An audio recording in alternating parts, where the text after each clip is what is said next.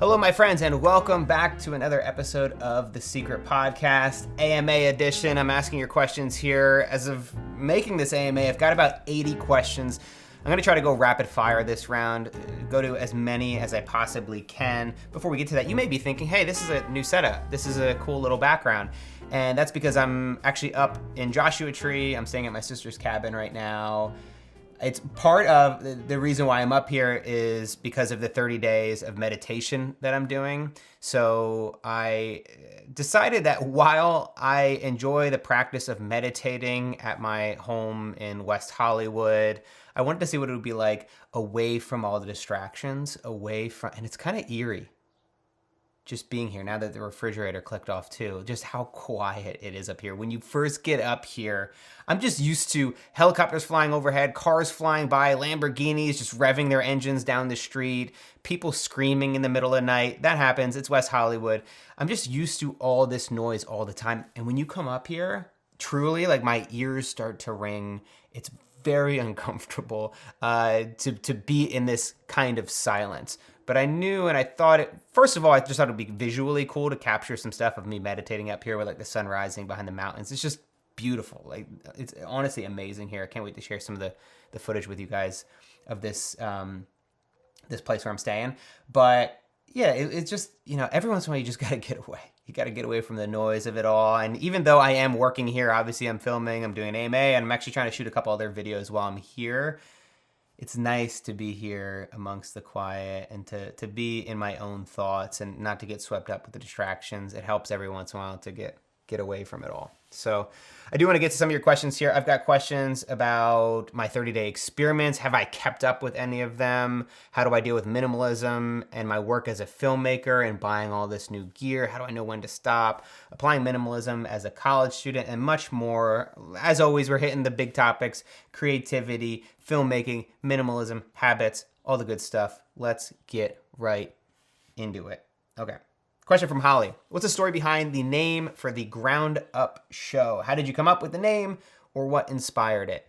The name originally comes from my friend and I had started a pilot for a show back in college called Ground Up. And that's like the first time the name came about, but that idea never went anywhere, obviously. The show never got picked up. We never even got the pitching or any of that stuff. But I think it just stuck with me over the years. It's just, I like the name. There's actually a hip hop duo based out of Philadelphia, Temple University, where I went to school, called Ground Up. And I'm also notoriously bad at coming up with names. I like it. I like the idea of coming up with a name, but I never am happy with the names I pick, and I always end up regretting it. I wanted to pick something that it could go either way. It had multiple meanings. That way I could change the content of the podcast if I wanted to down the road. So Ground Up, it could mean a few things. It can mean building something from the ground up. It could be ground up coffee. It could be ground up ideas, a blend of different ideas. So that's really where the name came about, and I like it. I still like it. Every once in a while I'm like, should I change it? Maybe I should do something that's a little bit more related to the themes and the direction of the podcast and the direction of my YouTube channel. But for now, I like it. Gonna keep it. I think the big thing is don't overthink it. Don't overthink the name. A lot of times just going with your own personal name like I did for my YouTube channel is probably like the best way to go about it, because, you can't choose your name, and it's just easier to create it personally, because then you don't get stuck in one specific genre. Holly has another question. Do you think a college degree was vital, or at least help you to get where you are today in your filmmaking career? If so, how and why? In your opinion, is a college degree even necessary for the average filmmaker today? I would say that the college degree isn't vital, but it did allow me to find the opportunities. No matter what, it's not going to be the piece of paper that's going to get you places. And you can't wait for a syllabus to teach you everything you need in life, or to give you all the information to become a filmmaker. The best advice that I would give you is to try to explore and find things outside of the syllabus that are important to you. So whether you're in school or not, what matters is the time between and outside of classes. You can't expect your professor to really give you that kind of guidance and direction in life. You got to find it for yourself. So go out, create your own, find what you love by experimenting. Also, don't experiment with drugs unless they're like safe and legal drugs, or I don't know, still don't listen to me. John Corngay. With you embarking on a series of 30-day challenges, how many of them are now actually a part of your new routine as a new habit? So, some of these experiments that I'm doing are for fun because I think it'll be a cool video, because I think it will push and challenge myself, and I don't always intend to bring them into my life. That said, the 30 days of no sugar definitely helped me to reset and understand how much sugar I have in my diet. So I don't consume nearly as much sugar as I used to. And now I've really reduced it down to 1 or 2 cheat days / meals where I let myself indulge a little bit. But really during the weekdays, for the most part, 5 days a week, I have very little sugar. If it happens to make its way into a sauce or into a meal that I'm making, I'm okay with it. I'm not that strict about it. But like on the weekends, is on a Saturday, maybe a time when I'll be like, I'll have a couple donuts. Fuck it. It's not going to hurt me. And I usually then work out just a little bit harder to make up for it. I'm not taking cold showers anymore. That was horrible. My routine has changed because of waking up at 5 a.m. every day. I do not wake up at 5 a.m. every day, but it got me to start working out in the early morning. For whatever reason, I had never liked doing that in the past. Now I'm a little bit more... it just feels a little bit better for me to wake up at 6:30 now and head right to the gym first thing in the morning. I get out of the way. It's something for myself, and then I can get on with work, and I don't have any interruptions. The gym's a bit more crowded then. It's a little bit frustrating, but I will say that doing those 2 experiments definitely led to changes in my life that I currently have. Meditation that I'm currently on, I do plan to go to 20 minutes, 10 to 20 minutes a day. I haven't really decided yet. I'll wait until I finish this whole thing, but it's made some significant changes in my life, and I really love the practice of meditating, and we'll see how the other ones also are incorporated into my life. But that's what's going on right now. Nolan Murphy, a lot of Patreon creators seem to chase after small $1 to $5 pledges, treating it as a YouTube tip jar that Patreon has gained a reputation for, but you aim higher, offering premium content for premium prices. My question is, what decisions go into managing your Patreon? How did you decide on what extra content to offer and how much to charge for it? So speaking of Patreon content, I recently hired somebody to start helping me out with these videos, to help me shoot and edit them. Now, full-time creating videos on YouTube and Patreon, it can be a lot, especially at the level at which I'm trying to create. I'm not doing much throwaway content. I try to put everything I have into every piece of content I create, whether that is for YouTube or Patreon. So I did hire somebody to help me out to start editing and shooting stuff with me. His name is Conrad. He's the one that's editing this video right now. Thanks, Conrad. And this is really my first experience as a solo creator, building this whole original content system where I've brought somebody on in a part-time capacity. So that's been great. Conrad's been a huge help, and I want to continue to push the amount of content that I create here. My goal is to make it Friday videos, and it's not something that I've started to push or promote or talk about in my main videos on YouTube, because I want to make sure that I can actually follow through with that. So really over the next month or 2, we'll see how that process goes, what kind of content we can deliver. Right now I see it as I want to be able to deliver something different than what I create on YouTube. So YouTube, highly edited. Now, the Patreon videos can be edited as well, but I want to cover some different topics. I want it to feel a little bit more intimate, more of like especially behind the scenes, the filmmaking stuff, how I make my videos. That stuff is pretty intuitive, and I might even do it for this setup here just because it's a nice and easy add-on for me to create that content. And also I think it can really help people out who are just getting started out. And then it's about infusing these other ideas. The extended interviews are a little bit easier. So now what I'm thinking about doing is any interview that I do, which may be an hour long plus for my YouTube channel, I might cut it down to 30 minutes for YouTube and then just release the extended version here. Partly inspired by the Minimalists. They do an awesome job. I would check out their new model of how they create for Patreon as a one that works really well. So they currently cut down their podcast to about 20 to 30 minutes per episode. And then if you want the extended version, which is up to 2 hours long, then you can subscribe on Patreon. So they kind of switch. They used to do the opposite way where you get like a little bit on Patreon And I think it's a way of, a lot of people have opinions about, charging people for content. All content should be free. And I think that's just a misconception. And it's just wrong to say that you should get everything for free. So I like the idea of building a small, tight-knit community that wants to support and contribute to make my work possible. I was happy at 15,000 subscribers. I truly was. And so I'm past 1.2 million at this point, which is just unbelievable.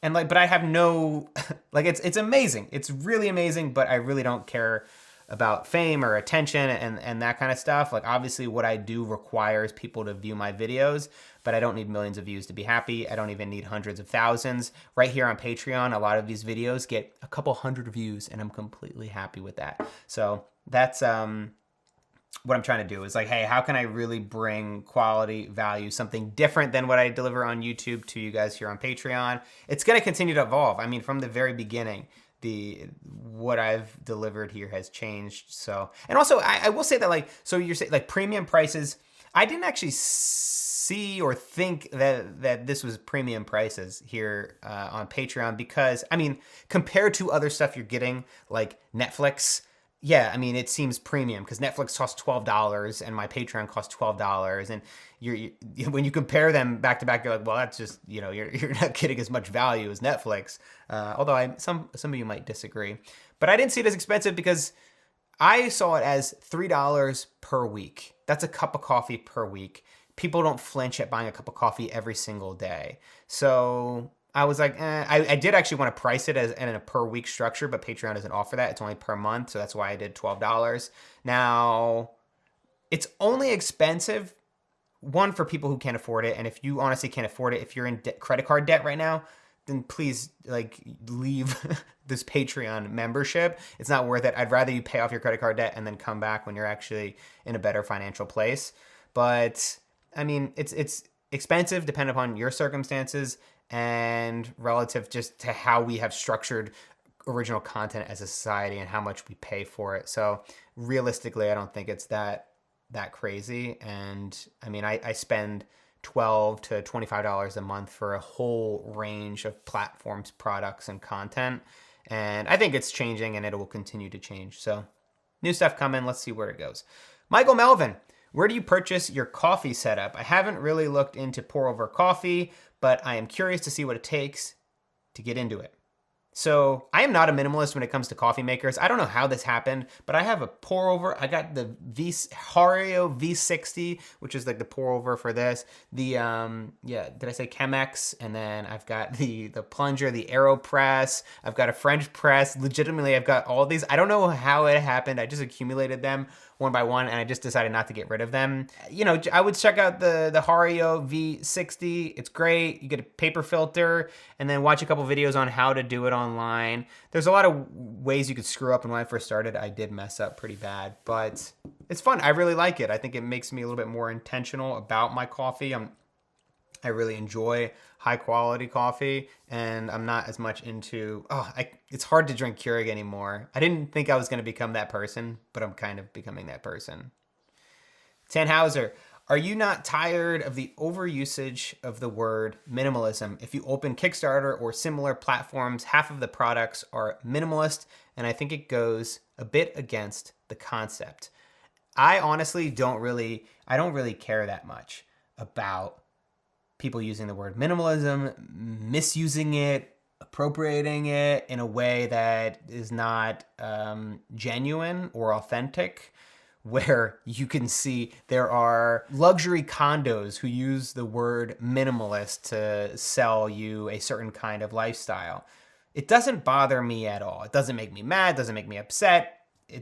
This kind of stuff happens all the time, and I don't have any kind of copyright or trademark over minimalism, and people that talk about it and promote it in an authentic way, who are truly hoping to help people find happiness and meaning in their lives. None of us have a copyright on the name, so it's fine. I think it's pretty easy to tell when people are faking it, and they are doing it in that regard, like the luxury condo. You're just doing it for money, so it doesn't bother me. You just have to be very aware of when people are selling you shit and when to buy in and when not to. And I think we're becoming much more adept at understanding that, and I think we'll continue to. But you always gotta have a little bit of discernment, skepticism, whatever you want to call it. Like, you just have to be a little bit aware when somebody's trying to sell you something, especially, I mean, it comes down to the call to action. Like when they're saying, hey, now, okay, it's going to cost $7,000 a month to get this apartment, but it's going to be minimalist. You're like, that's bullshit. Jethro Staggs, as someone who has recently started a podcast, what's the best piece of advice that you wish someone gave you when you first started? So first of all, congrats on starting the podcast. That's the most difficult part. I remember when I was starting out my podcast, or right before I started it, I was talking with Natalie about it. I had a lot of doubts. I had never put my voice, my personality into the films and the stuff that I was creating online. Up until that point, I was just, I was making videos for clients. I did the documentary Minimalism, another documentary called Design Disruptors, but my voice was not in it. The only way you knew it was me is because it said directed by Matt D'Avella, either in the opening or end credits. And I was okay with that.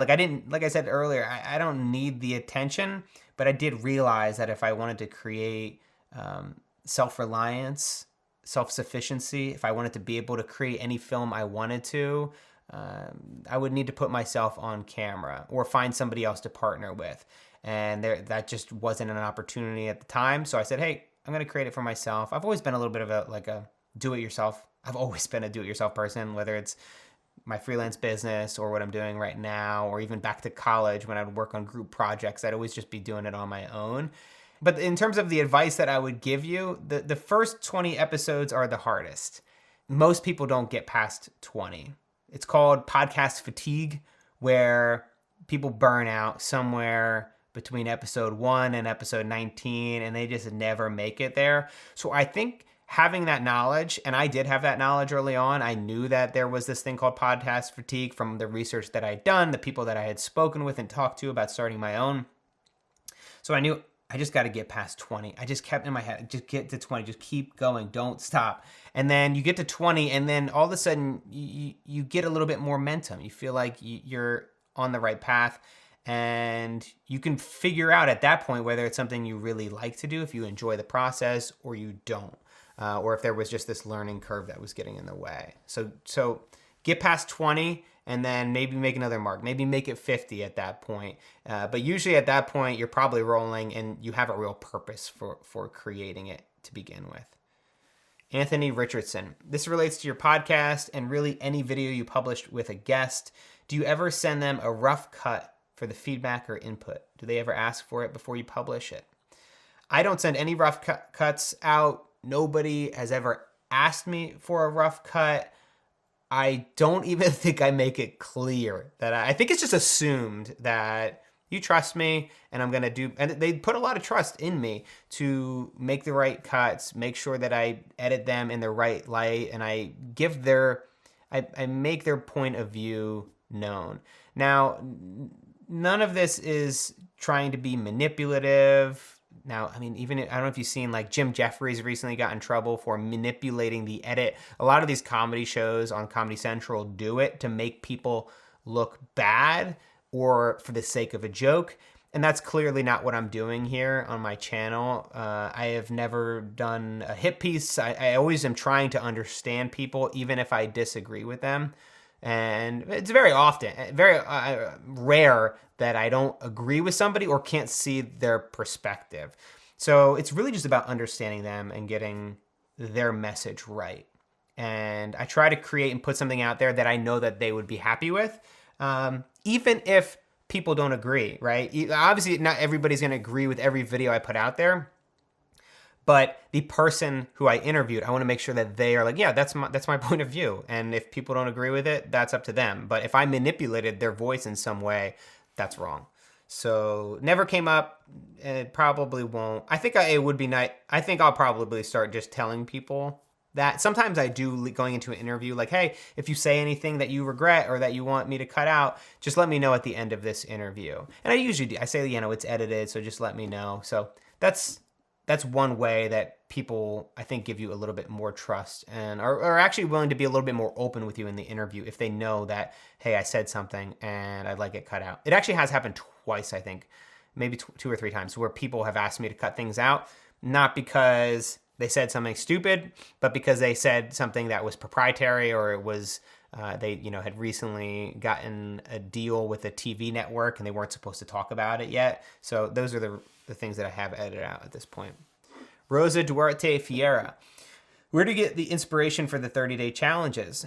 How many have you done so far? Will it go on forever as Dion's heart? Celine Dion. Cool. Great reference there, Rosa. So I started at the beginning of the year in January, and I wasn't intending to do it. I mean, I was part of my New Year's resolution was quitting sugar, and I had started with this idea of just quitting it for 30 days. And then I was like, it's a big commitment, but I was like, it would be great to do these the entire year.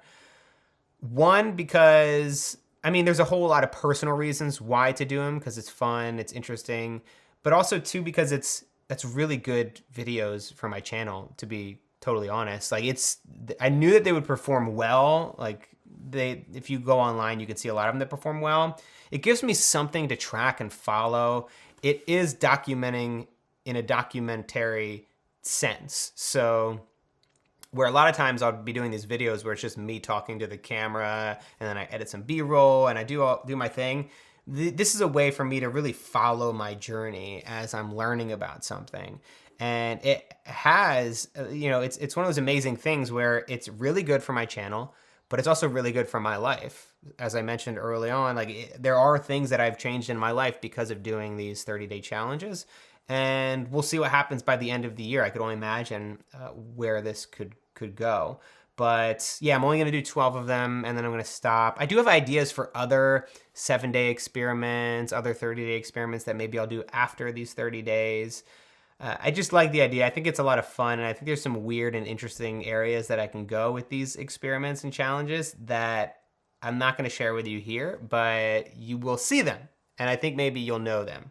You'll be like, hey, Matt said there's going to be some weird experiments he was going to do, and this is certainly strange. That was very cryptic, very cryptic.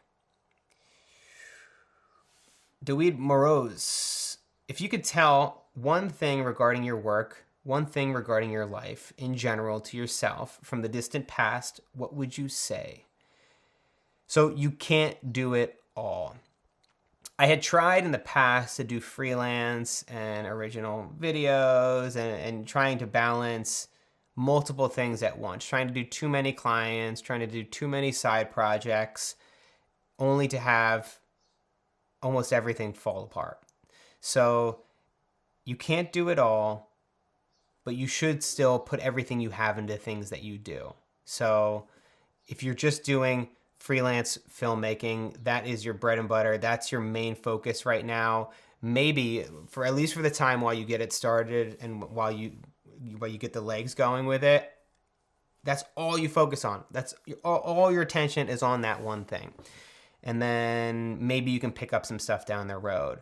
But eventually there's a breaking point. That's why I just did a video on Buffer about how to build in extra time into your day. And the only way that you can build in extra time is by saying no to things and not taking on every single thing that seems interesting or entertaining. Now, that said, in the very beginning, when you don't have anything to do, you have no projects, no clients, nobody to hang out with, no friends, you have to say yes to everything. Say yes to as much as you possibly can. But then you have to get to a point where you start to build up success, you start to get better, then you have to start being able to say no and making room for both your personal life and the projects that you've said are most important. So that's what I'd say. You can't do it all, Matt. Michael Maitland. What's your average daily screen time? I'm looking for a goal to reduce mine and just curious what yours might be. So this varies all the time, and I had gotten down to less than an hour, but I actually, in preparing for this AMA, I went and checked on my phone, and last week, the past 7 days, I actually used my phone for 2.5 hours per day, which, I mean, depends who you are. Could be a lot, could be a little. I don't think it's a little. I think that's kind of in the middle, no matter what. I think a lot's 4, 2.5 is kind of probably close to average. My top 5 apps were Safari, Google Maps, then Messages, YouTube, and Zillow were moving. Yeah, Nat and I got a new apartment actually, and we're gonna have like a separate studio space. I'm really excited for it. It's gonna allow me to create a lot more videos and just have a space set up with all this lights and all my cameras, everything set up and ready to shoot. It's going to reduce a lot of friction in my life, and it's also going to create more separation between my personal work life, which I'm very excited about. But in terms of like my screen time, you'll see I don't have email on my phone. I delete social media quite frequently and only use it for a couple hours every week, so they're not in my top 5. Safari, that's just like me going on news and stuff that I shouldn't be going on and just kind of generally dicking around. Google Maps doesn't really count, does it? That's just, everybody uses Google Maps, and I don't really consider that screen time because you're not looking at the screen all the time. It's just there to guide you. Messages, text messages, I don't find that to be a problem for myself. That's just basic communication. YouTube so I would say Safari and YouTube are distractions there, and it may accumulate to an hour a day, which could do better, could do worse. The idea here is that like I'm not perfect. That's one of the reasons why we just have to be pretty vigilant and make sure that we can correct when we go off course, because every once in a while we're going to go off course, and it's just being able to step back and see the big picture after a month and say, hey, how did I use my time? Was I really efficient? Did I get everything done I wanted to? Did I make an impact that I wanted to? If I didn't, what do I need to change this next month? Question here from Perry Krause. What process do you use to figure out which good habits are right for you? For example, you realize that waking up at 5 a.m. was not the right thing for you, but journaling is. I struggle with figuring out if these sort of habits would be helpful if I stuck with them, or should I take it easy on myself on things and not make everything a challenge? I think most of us know what's good for us. Especially the core things like exercising and eating healthy. Now, there can be a lot of debate over the minutia of healthy eating and what kind of calorie intake is good and what's bad. But generally speaking, vegetables are good. Having a balanced diet, not eating too much sugar. There are some well-known things within the health and wellness community.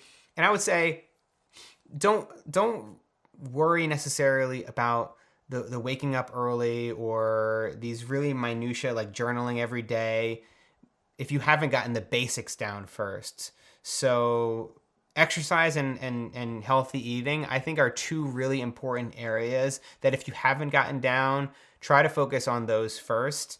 For me, it was exercise. And once I picked that up, the healthy eating came along with it. And then after that, I was able to bring on these other habits like waking up early, journaling, or whatever.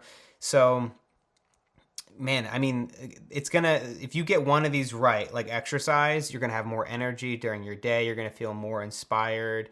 You're going to feel much better about eating healthy. You can even tag on a protein shake or a smoothie onto your workouts that kind of bundle that habit together.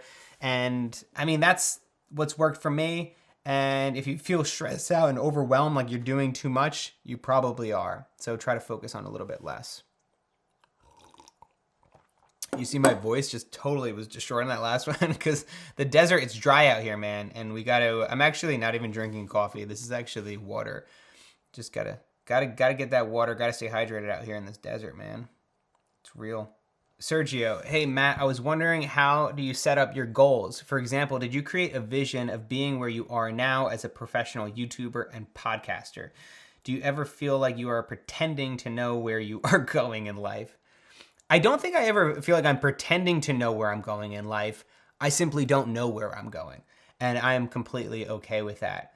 I know the things that I want to accomplish and do over the next couple of months, but we're usually very bad judges of knowing where our lives are going to be a year from now, or especially 2 years from now.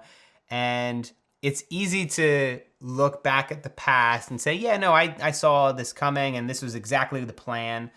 The plan is always filled with so much uncertainty. And it was like, yeah, like I want to be a full-time podcaster and I have no idea if it's going to work or what it's going to look like.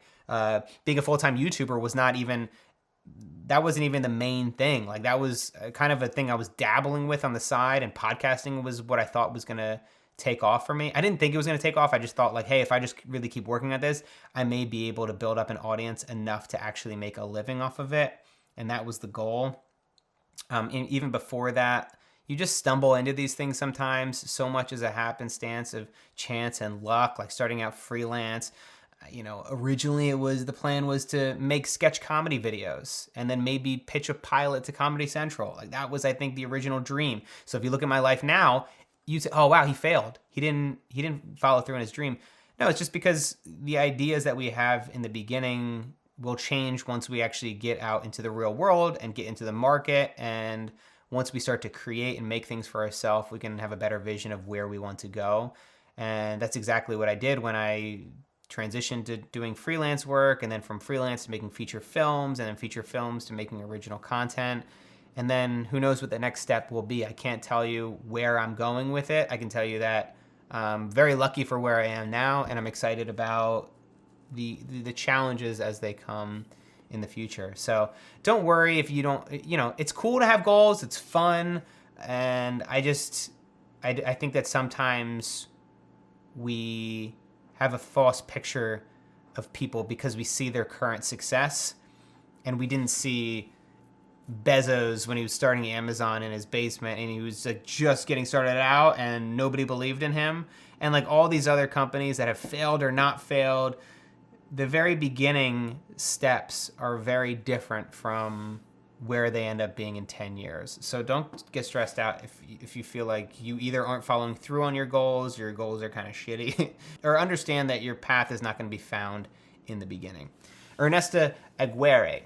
What made you want to move to LA? I'm an aspiring film composer in Texas, and I'm pretty sure to advance further in my career, I need to move out there also. Was it in further pursuit of filmmaking you felt that you needed to move out there to LA? How has it helped you in any way? Well, first of all, I want to talk about you. As a film composer, I don't think that you need to be in Los Angeles to progress in your career, especially as a film composer. I mean, if you're in Texas right now and you have other artists that you can work with, I mean, I don't know where you are in Texas, but I imagine that there are a lot of other musicians that you can bring into your work to help you create what you want to make. And being in LA, even though you're composing for film, all this stuff can be done if you're doing it independently outside of the Hollywood structure, which you probably are. Then you don't need to be in Los Angeles unless you're going to be working for Paramount Studios or working for big composers, and unless that's like your ambitions and your goals. And if you're just starting to compose music and release royalty-free music, and you're working with individual companies and short films and online video, then you can live anywhere, and it's much cheaper to live in Texas than it is in Los Angeles. So I would think that the reason to come out here would have to be more than just for work. I think that you should come out here because maybe you want the lifestyle change, maybe you want to be able to connect with other creatives in person.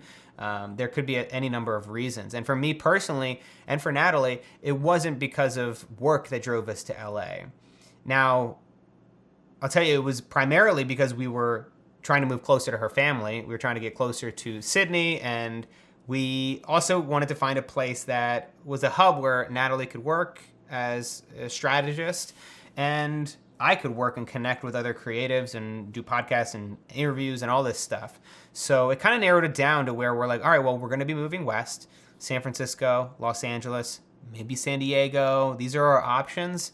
And Los Angeles just seemed like the best fit. It seemed like it made a lot of sense.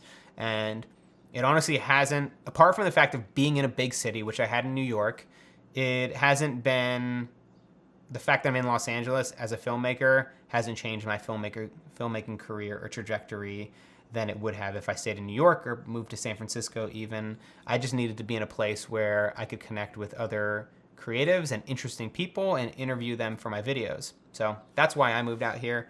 And we've loved it. We really love LA. It's great. I got a question from Kevin. For a documentary or even client work, do you suggest using a camera like the Canon C300 shooting in 4K, or do you think the Canon 5D Mark IV or Sony a7 III are good enough? I'll tell you that they're probably good enough. Any one of those cameras would be good. Honestly, depending on the client. Like if the client is very savvy and they know what cameras are good and bad, even then, I mean, shit, like, I don't think that any of them would know if you were using a Canon 5D Mark II, like the original Canon camera that had a DSLR that I was using for video, I don't think many of them would know the quality difference. If you're good enough, if you can light it right, if you're good enough with editing is going to make the biggest difference. It's not going to be the one of these three cameras that you chose. If it was me personally, I would probably be shooting in 4K for clients, just because I was always trying to deliver the best quality I absolutely could. Now, if you can't afford a Canon C300, which not many people can, start with the Sony, what is it, the Sony A7 III or the Canon 5D, whatever it is. Like, start with the camera that costs $1,000, $2,000, whatever you can afford at the time. Shoot the hell out of it. Shoot as much as you can, do as many projects as you can, and then hopefully if you're doing well, you're smart with your money and you're not spending it recklessly, you can then invest that money that you've made into a better camera. And that's what I always did. I was always investing in better gear, better camera quality. I just wanted to, first of all, I just love the craft. I love making films, and I love trying to visually make the best and tastiest looking visuals I can. It's just part of what you do. You wouldn't intentionally make something look bad unless it was going to enhance your story in some way. So that's me. And I think that's a lot of YouTubers, I've said it before, they see themselves as YouTubers and not filmmakers. And I think if they shifted that and said, I'm a filmmaker, I'm going to try to make the best quality videos I can, they would then start to invest in different gear, and they would invest in a different approach, and they would get inspiration from different areas. So focus on the quality of your work, not exactly the camera. We get a question here from Andre. Minimalism changed my life. So now I'm making an Instagram about the theme to help people and discuss it.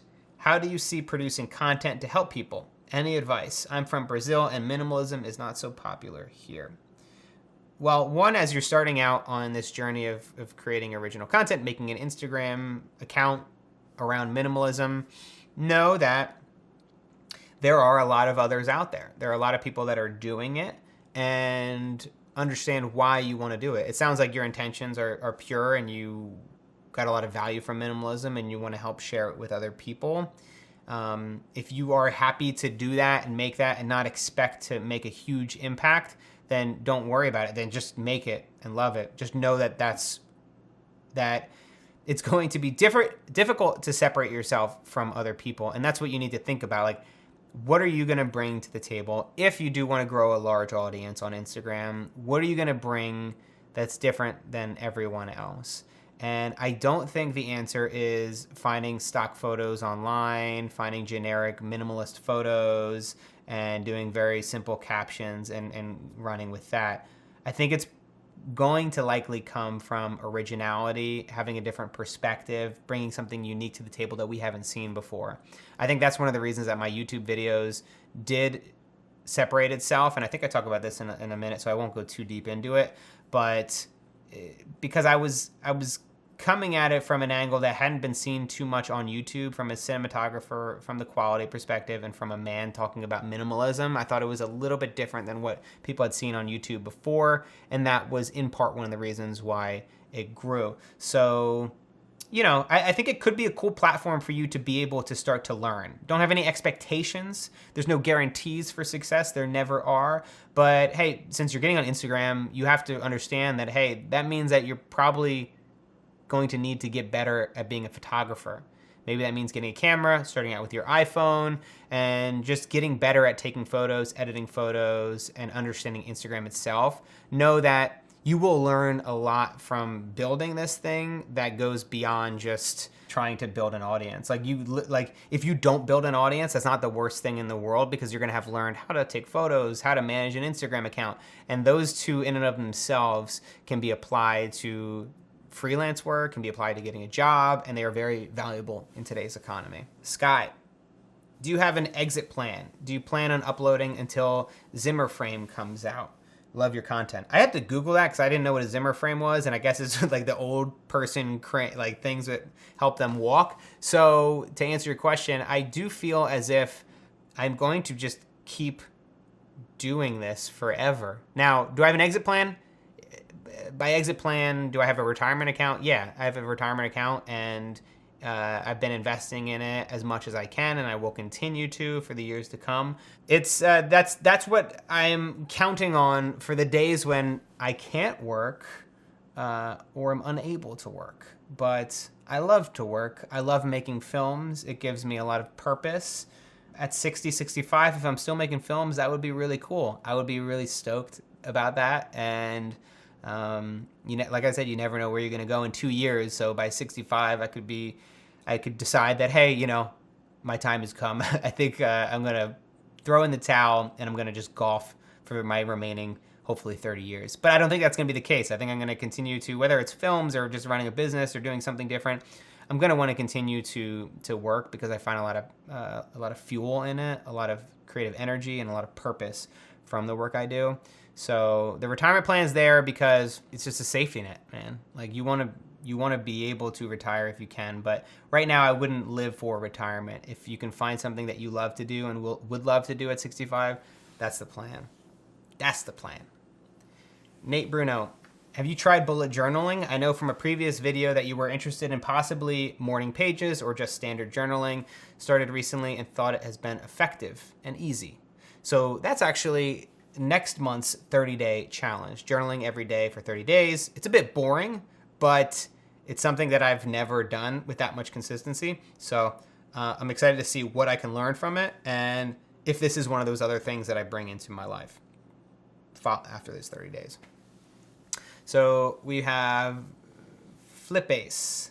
A couple of months ago, I fell in love with running. I used to run every now and then in the past 2 years, but for some reason at the end of January, it clicked for me.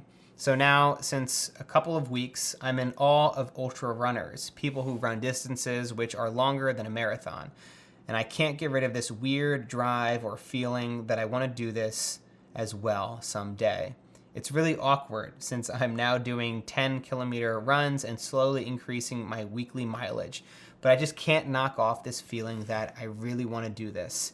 My question for you would be, do you ever have something similar? Or did you ever have something similar where you started with something and at some point became kind of addicted and set insanely high goals? Should I stop talking about ambitious goals or ideas? I'd love to just say, I'm going to do ultras in a few years from now without the negative reactions from others, but it's really hard to stay above this. It sounds like you might care too much what other people think. Like, fuck them. Also, I would just say it in a way, like when you're talking about these things, you can talk about it with excitement, like, oh man, I just heard about this guy Rich Roll, he does all these ultra marathons, like I really want to do it one day, but I don't know, it just sounds crazy. I don't know if like 100 miles in a row, I don't know if I could ever do that, but like, I really want to do it one day. I think if you approach it in that way and like you're not just an asshole about it and you're like, I'm gonna run 100 miles, like just be cool about it and like don't be a dick and be aware that this is like a crazy and outrageous goal, but I think that's fun to share with your family and friends, and I think it's a cool conversation topic, so I wouldn't feel nervous about talking about it. Just take your ego out of it and know why you would want to run like that. I used to get swept up in weightlifting and feel like you have to do it this way, and I was very bro-y about it, and I was always about the gains, and I always wanted to make sure I got as much as I possibly could. And then I kind of grew up and grew out of it, and I let my ego go, and I was just okay with going to the gym and getting a good workout in and actually maintaining consistency over the long run rather than trying to get as big and bulky as I possibly could. So yeah, I get swept up in these goals and these ideas and this growth as much as anybody else.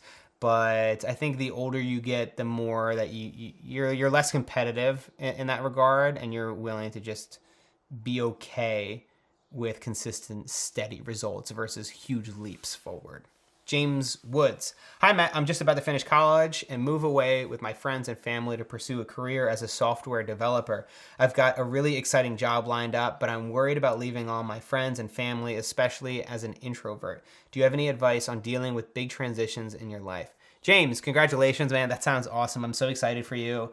It sounds like like we've all been there.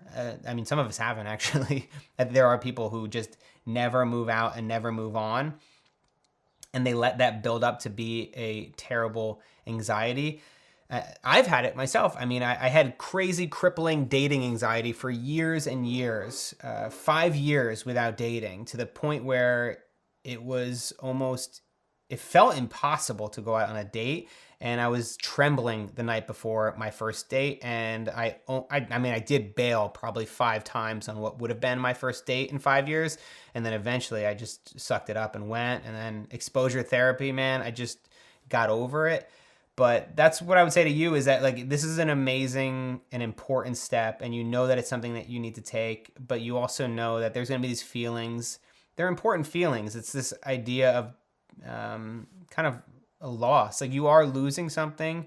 You're losing a bit of a connection, at least the same kind of connection that you had with your family and friends. It's something that somebody said it recently, where you can never go home. And what they mean is, like, you can never go home. You can go back to the house you grew up in, but it's never going to be the home you grew up in. And it's never going to be filled with the same people and at the same time with the same kind of energy. That's part of growing up, is knowing that we do lose some things, but we can't stand still, and we can't live at home forever. And eventually we need to move on. So understand that, know what you're getting into, and know that this is the only step that you could make. And just put yourself out there. Even if you're an introvert, don't be afraid to meet new people.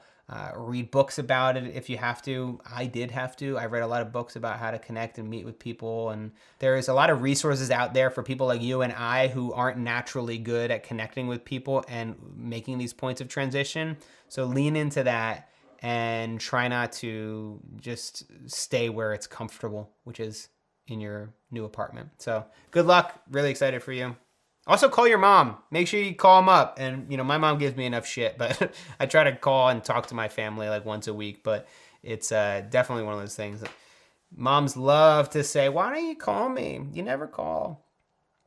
Raf Bluffin, have you ever programmed? I've started experimenting with what could eventually be labeled as minimalist coding, both in design and actual code. No, I haven't coded before or programmed. I guess I've dabbled a little bit in early on making websites and doing some custom code, but that's it. Nothing that I remember to this day, but every once in a while, like, as when you're making a website, you have to dig into code and learn some shit. But good luck with your project. That sounds great. David Nicole Curry. Hey, Matt, I've recently started out freelancing full-time as a photographer and videographer, and would love to get your opinion on the best way to source clients. My strategy at the moment is direct messaging business on Instagram and Facebook, which has been a good way to build relationships, but I am finding it difficult to convert these relationships into actual paid work. Would you have any advice on this? Thank you in advance if you get to answering this question. And I am getting to answer it. If it was easy, everyone would do it. Everyone would have a successful business with tons of clients. It's tough. It's really difficult. And I imagine that's one of the reasons why you're asking this question. But you do need to know that there is going to be a period where it's going to be a grind. And I had that for myself early on. I was just a bottom feeder on Craigslist, trying to find as many jobs as I could. I didn't care about the budget. A couple $100s to me was amazing. And you need to be able to work through that. Now, in order to get out of that, you need to build up enough of these shitty low budget projects that you're making an actual solid income and paying rent and your bills. And then, move home if you have to really reduce those bills. And then you can start to be more selective. You can start to demand higher prices. And you also have to, at that point, be willing to let go and not land the project and lose the client completely if they're not willing to pay you $2,000 versus $200, which is what you used to charge. So if it was easy, everyone would do it. Man, you just got to put everything you have into the work you're doing as well. I think the cold messaging works. Just be polite about it. There's a tactful way to go about it. Don't expect anything from anyone. I get a lot of emails and messages from people who are asking me to do things. They're making it so difficult for me. Like, hey, they'll say, hey, I can help you out with your website if you need it. Like, if you need help redesigning this, I can help you. That's the worst way to go about doing it. Here's really what you want to do. Make it as easy as possible for them. So first, I would say, if you really want to work with somebody, do work for them. Actually put in the time. And this is an approach where like people are just trying to rapid fire and just send off a bunch of short messages and taking no time invested into it, it's never gonna work out that way. So what if instead don't do this for me, because I'm still probably not gonna take it.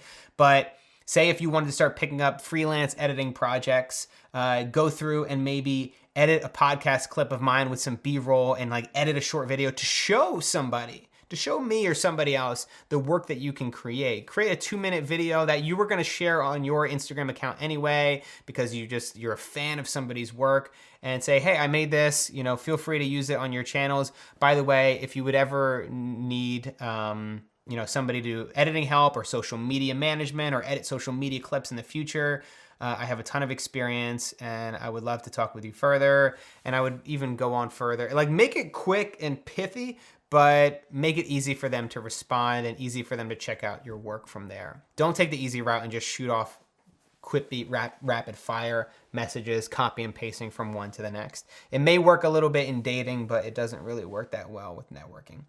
Chrissy Key. Hey, I'm a 49-year-old woman from London, and I've decided to vlog for fun. I have a theme, but who should I aim my content at, do you think? Does it have to be my own age, gender? Any suggestions of female vloggers to follow? Check out Sorella Moore and Sarah Dietschy. They are people that I have had on my podcast. Sorella's is actually coming up. When is that? I think it's next week. It's next week from the time that I post this video. So, and then also Sarah Dietschy, somebody who I've had on in the past.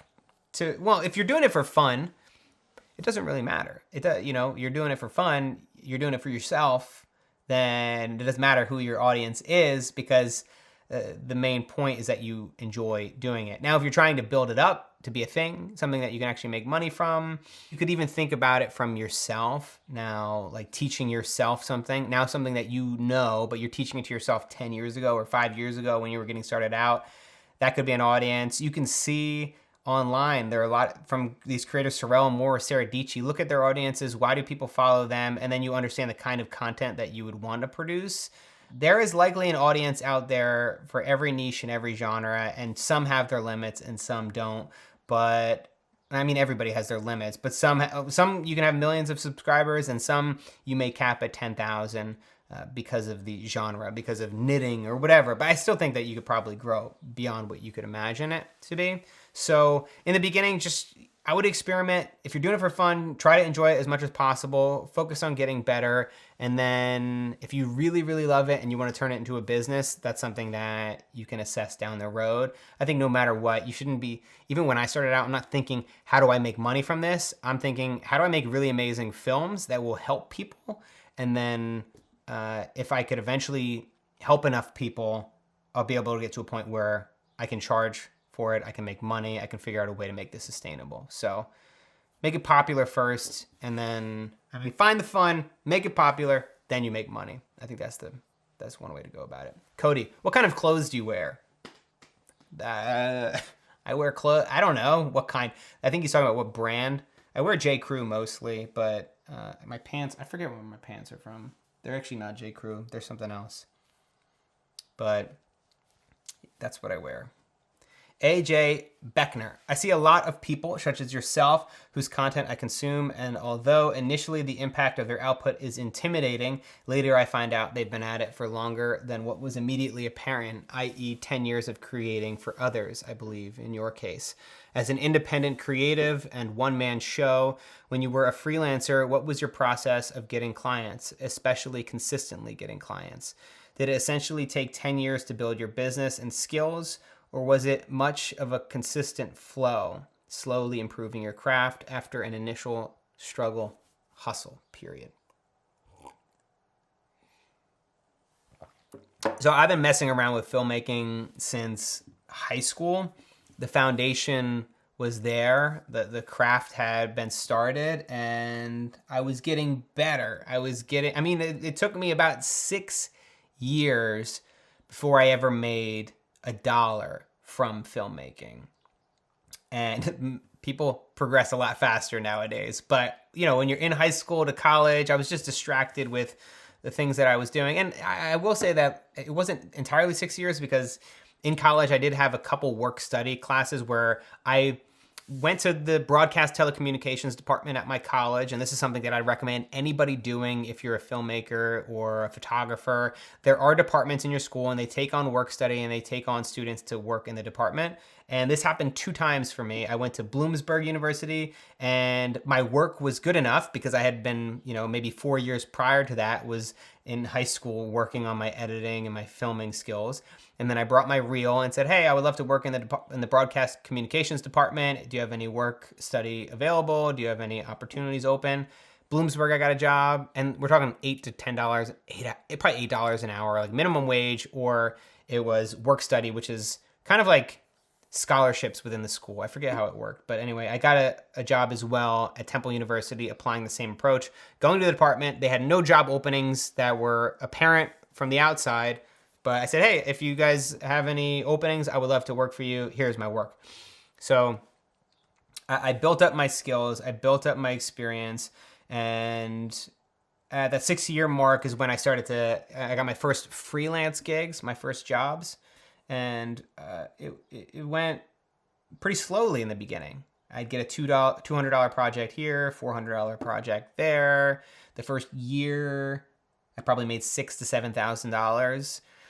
But within, 4 years of making my first freelance dollar and only making $7,000 in my first year, 4 years later, I was making 6 figures as a freelance filmmaker. So it happens slow and it happens quick at the same time.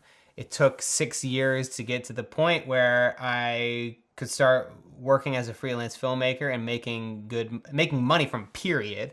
And then it took another couple years to make really good money from it.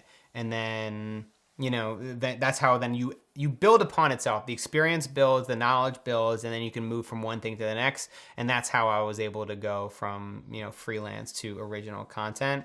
And yeah, it certainly was. I mean, it's a lifetime commitment into a craft. And that's not to say, I wouldn't get intimidated and say, hey, I need to work for 10 years until I get to this point. Some people achieve it a lot quicker. I like the idea of having a 2-year rule of saying, hey, I'm giving myself 2 years to go all in on this. I have enough expenses to get me pretty far, or I have a part-time job that's allowing me to pay for the income, or I'm living at my parents' house as I start this thing out.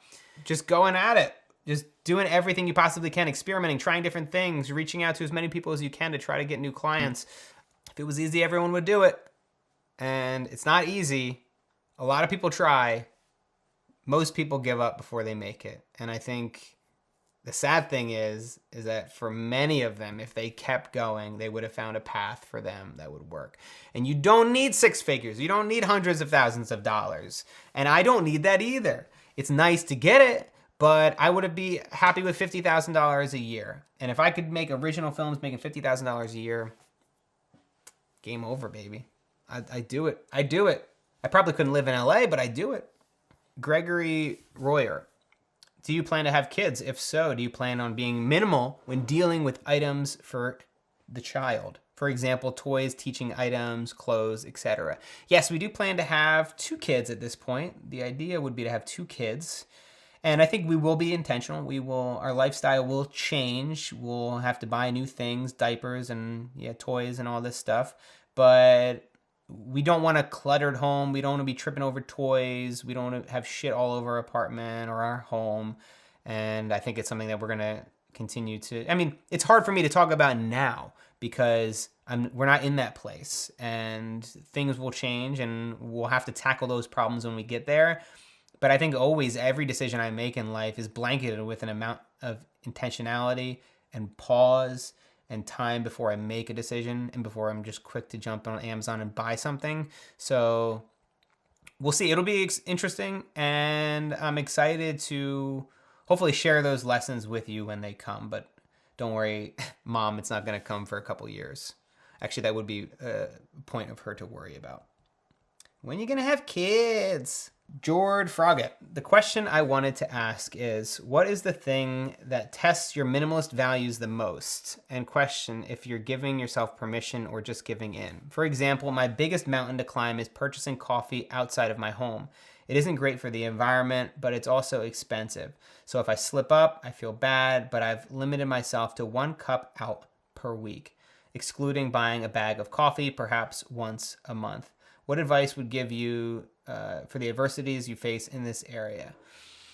I think that I see things a little bit differently than you do. You seem to be more interested in the environmental aspects of minimalism and simplicity. And for me, the environment's super important, and I think it's an amazing side effect of minimalism. But for me, and what I promote through minimalism and what I'm hoping people find is happiness. And that's really at its core what I want from people. I don't think the environmentalist movement has worked and will work as good as minimalism is, because people want what's best for themselves and for their friends and for their family, and they want them to be happy.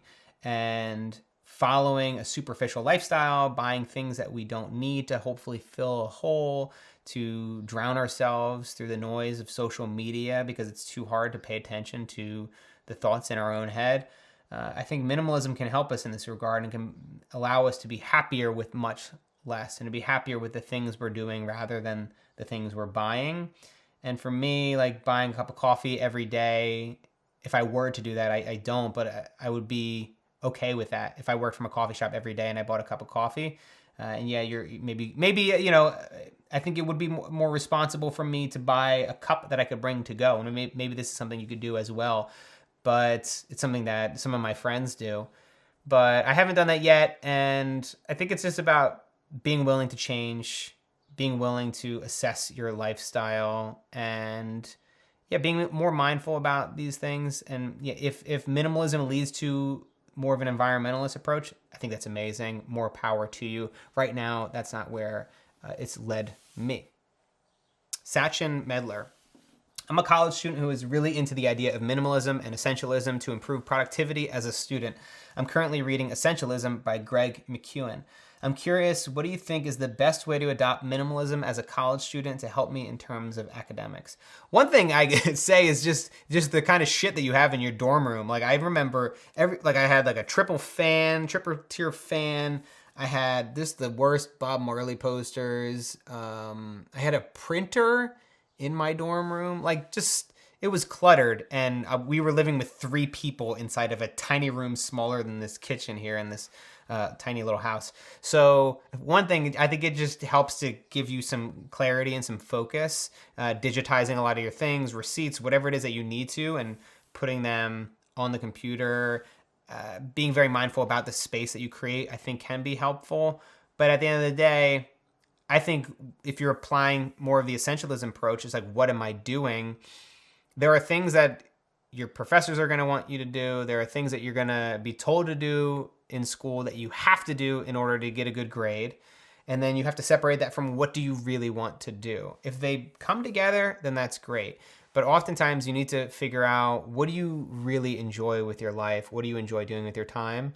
And then focus on that. There are ways to get the good grades and get that piece of paper with the least amount of effort possible. I did things like go to ratemyprofessor.com. I don't know if that's still a thing, but I would find the professors in the classes that were just easier or more enjoyable based upon the ratings and reviews of people on there. Every once in a while, you just have to take a really difficult and challenging class. But for me, I knew what I wanted to do. I knew in some form or another, it was going to be in filmmaking. And so, the certain classes that I had to take, the geography or whatever, the core requirements, physical education, I just made sure that they were easier. And, it's silly that I had to take them, but I made sure the professors were good and they were easy, and then I could get an easy A in that class, so I could put more time and attention on the classes that were going to be a part of my future, the filmmaking. I could spend 10, 20, 30 hours a week maybe working on a film, and then I knew that the other stuff was going to be much simpler to get a good grade in. So I think that probably is one way that I would advise college students to look at it from a realistic approach, understanding where your future is going and not getting too caught up in trying to kind of overdo every single class in every single category of your classes.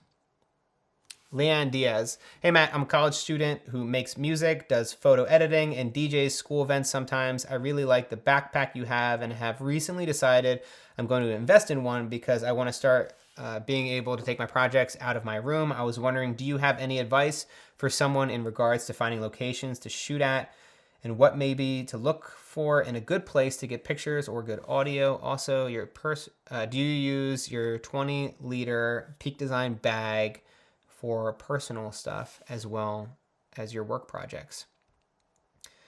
If you're talking about like location scouting and finding a great place, listen to my podcast with Cole Younger. I forget what episode it was. It was in the 30s or something, but just look up Cole Younger Ground Up Show on Google and you'll find it. He's an amazing person. He grew up homeless and he was able to get out of his position through photography. And it started out with an iPhone. And he just walked around Los Angeles every day, sometimes 8-10 hours a day, just taking photos and posting them on Instagram. And he created a mental map in his mind of the city. And he knew all the beautiful and amazing locations to go to. He knew where to find real life struggles to capture in Los Angeles. And simply, there are no excuses. You can take the time to go out with a camera, with your phone, and just learn the city that you're in. Take a couple hours every week and take photos. I mean, Cole was doing it every single day. You can do a couple hours a week. And I think that's how you'll be able to find good locations. And yes, I do use my backpack for both personal and for work. I will mention, though, that I do have other bags as well. I mean, I actually have a backpack, an in-case. Is it in-case? I don't know if it is. I forget. But anyway, it's like a DSLR backpack. So it's very big, opens from the back, and I can fit a lot of camera gear in there. I also have a Pelican bag. I've got tons and tons of gear, and I need multiple bags to be able to carry it all to and from shoots. Anita, do you have any awesome single mates? Asking for a friend. No. All my friends are in relationships, all my close friends, and the ones that are single for a reason, and you probably don't want to date them. Leroy TP Diaz. Hi, Matt. How do you balance doing the work and planning during a project when you're under the pressures of a deadline? I find it difficult to box in the two phases, and it usually ends up in procrastination or work paralysis. So I say plan ahead with a deadline in mind and work backwards from there. And if you are constantly overwhelmed, you are either just getting started out and like you're kind of like learning your rhythms and you're just taking on too much, or you're trying to build up to a point where you can get enough savings to, say, move out of your parents' house. You need to maybe hire an employee to help manage the workload, and you're expanding. You're likely not charging enough because that's why you're taking on too much work to begin with, and you're feeling overwhelmed because you feel like you have to take all these projects. And if you do start charging enough, then you can start to say no. So there's a lot of different paths that you can take. You can expand and grow and build your business. You can charge more and then take on less projects. But if you always feel like you don't have enough time, you're probably trying to do too much, or you're mismanaging your projects and not giving yourself enough time. So for me, always in that first, like when I was doing freelance work, always in that first call, what's the deadline? Okay, it's 3 weeks from now. Then I work back and I say, okay, then that means that we're gonna have to shoot the video this date. That means that I wanna make sure I have at least 2 weeks to edit the project. And then, did I say 2? And then or a week, whatever it is, 2 weeks to edit the project. And then we have 4 days to get feedback and revisions. And then we have the final deadline of when to create it. And that'll just help you to make sure that you're planning appropriately and that you have everything scheduled in. Max. Hey, Matt, could you tell me what glasses you wear? These glasses right here, they are the Crane by Warby Parker. And I like them. They're good. Drew Allen, if you had a $250 limit, what mic would you buy for podcasting? What about for vlogging? Any mic that would work for both? I'm not a gear expert, and I'm the person that asks this question of my friends. I've got a few friends that are way better into gear than I am, and I might shoot them a message, but not first before I go to Google and search for good mics under $300 for podcasting or vlogging, whatever it is that you're looking for.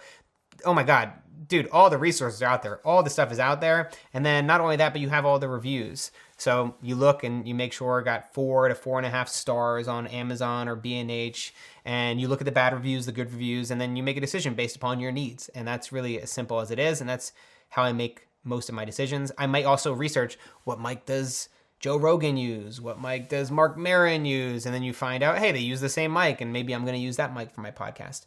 To give you advice, if you're trying to find something that is both for a podcast and vlogging, I actually would use this one right here. This is the Rode shotgun mic. I forget what it's called, but anyway, like this is all over the place.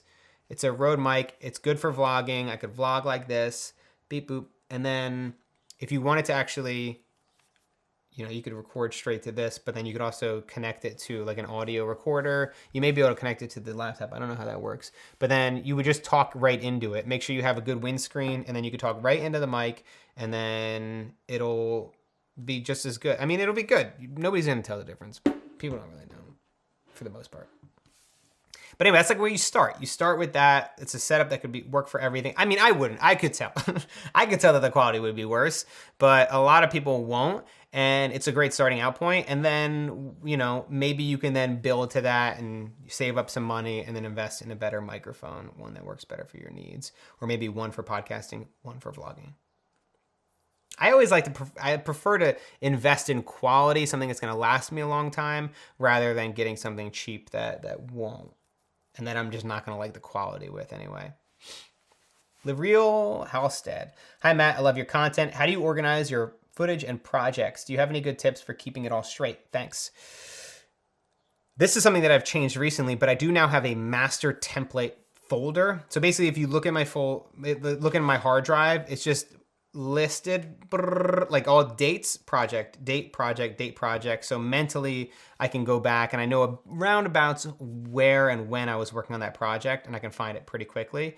And then you just go right into it. I have a master template folder that's date and then project title that you would rename when you're starting one. So you duplicate the template, rename it, and then within that is an entire folder structure of media, of Photoshop project files, of Final Cut Pro project files, and then within Final Cut, I have the folder and keyword structure already made out. This probably saves me about 45 minutes with every project that I create, and it's something that I just did last week. Like I just started it like a month ago or so. It's very recent, and it's helped me out a lot.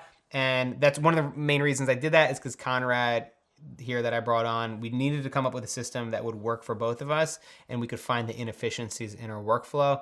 Part of that was from me reading this book called The Checklist Manifesto, which was recommended by Greg McKeown, which I definitely recommend you guys check out. It may help you find inefficiencies in your process and help you to make sure that you're more effective going forward. Question from Connie. From your own perspective, what are 3 things that contribute to your the fast YouTube growth on your channel? What did you do right? And what did you know or was there some luck involved too? I just butchered that. And what did you do wrong on your path to making a full-time living as a creator on YouTube? One thing that I did amazing was, and I'll get to the main point, but I started my Patreon, like I think I had maybe 80,000 subscribers at the time, and I started Patreon, and then that's when my YouTube channel took off in a crazy way. And it's just, I'm so lucky, I'm so fortunate that I did it that early on, that I did it at that point. I didn't do it too soon, where it was just because it was a whole lot of time and effort to build it out and to be able to deliver that additional content, and to the point I was ready for it. But it was just a perfect timing. Things took off, and then I was able to make a living within a couple months of launching Patreon. So that definitely worked out right.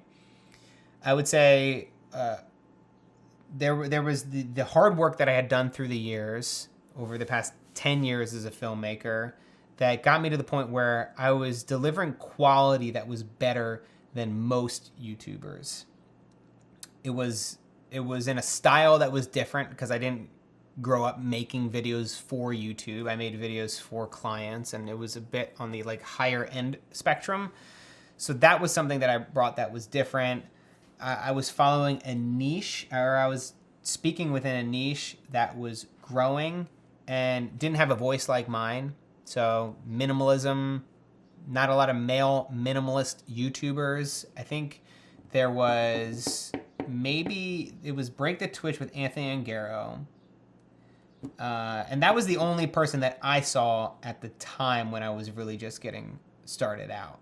So I was like, oh, cool. Like, I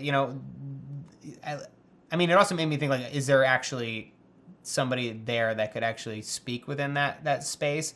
But then what I found was just through experimenting and trying different things, going from podcast excerpts to short edited videos, to these longer, more like documentary feeling 8 to 10 minute videos, I started to find a rhythm and a groove with the content that I was making, and I started to see what resonated. But it took experimenting and trying different things to find out what connected really well, and experimenting with titles and thumbnails and being really thoughtful about each thing I put out, and being willing to make a mistake and fail to then take those lessons into the next video that you make. And I continue to do that to this day. And I think that's how you stay on top, and that's how you continue to make it, is by observing the shortcomings and failures and then trying to optimize and improve that going forward. Question from David. I'm wondering about the vidIQ app extension that one of the guests mentioned for your YouTube growth. So I use an app extension called TubeBuddy. It's installed, but I don't really use it that much. I find that looking at analytics in that kind of fine detail, and oftentimes it's really about comparing and saying, hey, how did this person's YouTube, how are their subscriber count performing versus my subscriber growth rate?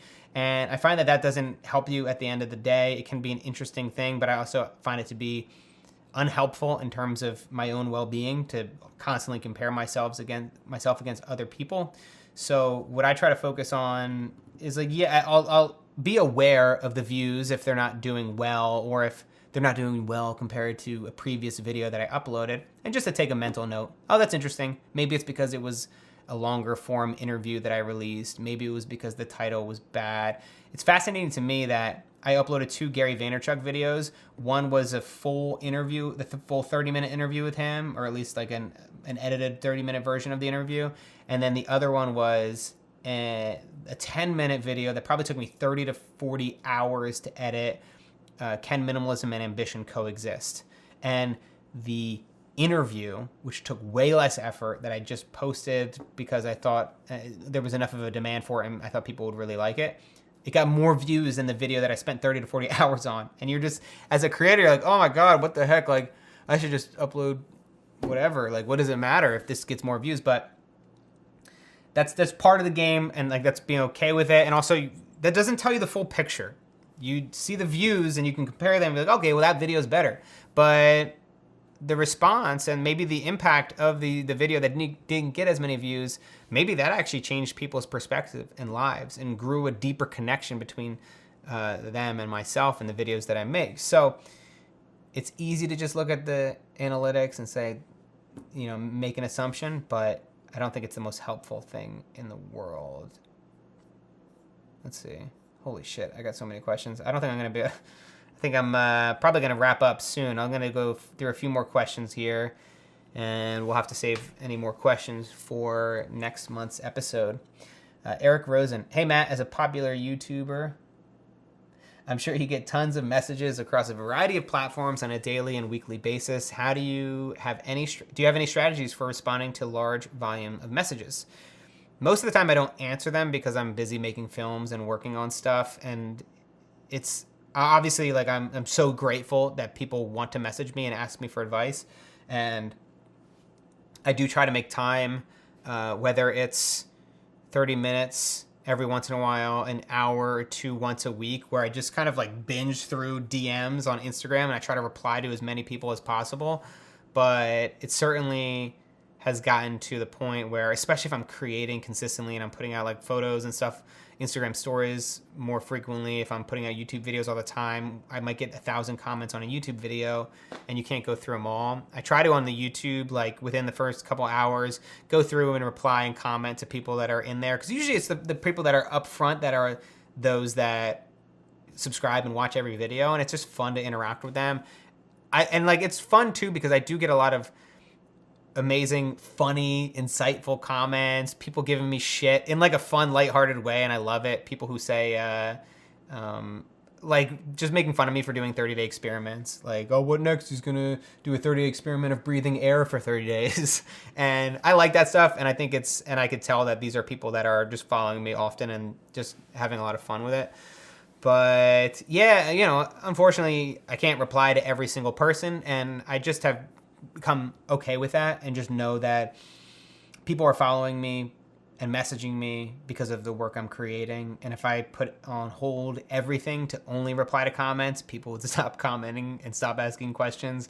So in a way, you try to digest some of these questions and see what people are frequently asking, so then I could hopefully incorporate it into a video. And then that video could help even more people and spur even more questions. And that's just the fun of it. I mean, it's a good time. It's fun, period. Jordan Ryan Lester, how hard is it balancing minimalism with your work? By that, I mean, what's the thought process you have to work through when purchasing a new lens or upgrading your camera bodies? It's a very similar process that I go through when I'm addressing anything personally in my life. I think with camera gear, I maybe make some more mistakes with the things that I buy, and I buy some things that I truly don't end up needing or using, and I'm okay with that. I try not to be guilty and feel bad about the things that I buy that I don't end up using. I just sell them, take a little bit of a hit on the cost, but you have to differentiate the fact between needs and wants. Is this something that I need? Is this something that will make the quality of my videos better? Is it something that I'm gonna truly use and get a lot of value from? Or is it just a cool gadget? And like I said, I'm wrong sometimes, but I do my best to make the best decisions for both my business and my bottom line. I'll do two more here. Hey Matt, you're a big inspiration to me and many others. I just wanted your opinion on some of the best books you've read recently and was curious on any tips you have for someone beginning to start photography, filmmaking, and creating content. Keep up all the good work. Thank you, Zachary. Like I said, The Checklist Manifesto, read that. Amazing book, inspiring, and helped me with my process. I'm in the middle of Ego is the Enemy by Ryan Holiday. I listened to the audiobook on the way up here to Joshua Tree. Great, amazing. I think everybody needs to listen to this book or read it. Ego will get in the way of your happiness, will get in the way of your progress, will stifle your growth, and it will hurt your relationships. And this book is an amazing look into how we can create without our ego or having our ego in check. So in terms of building up photography, filmmaking, creating content, I recommend people start a freelance business first, make money from it, build up their experience, and then try to do original content creating on the side, because creating original content is a full-time job. And if you really want to get into it, I think it's going to require you to like have that to fall back on, to have the security of the money that you're going to make from it, from the freelance stuff. And it's just going to set you apart from other people who are currently on the platform. People have done both ways. People have gone straight to it, but for me, I think, like, because I really love filmmaking and I loved working with clients, it was just that I was ready for a new challenge.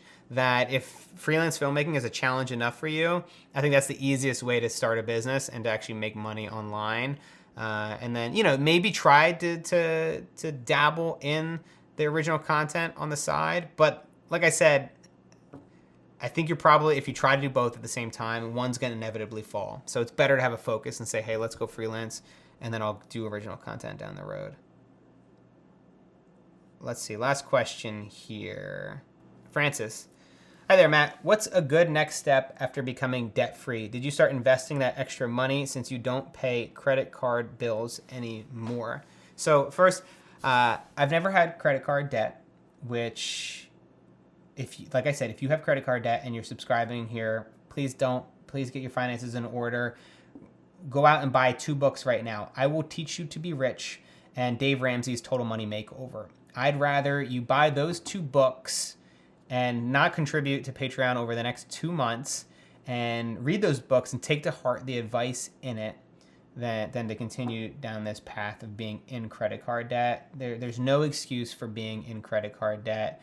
And it's one of the first areas. It's you're spending so much money on interest. It's just not worth it.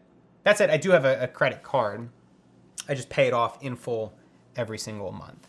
Not to be confused. So I do have a credit card, just pay it off, and I just get the points, so I get free airline points and all that stuff. But it's not that important to me, and I could live without a credit card.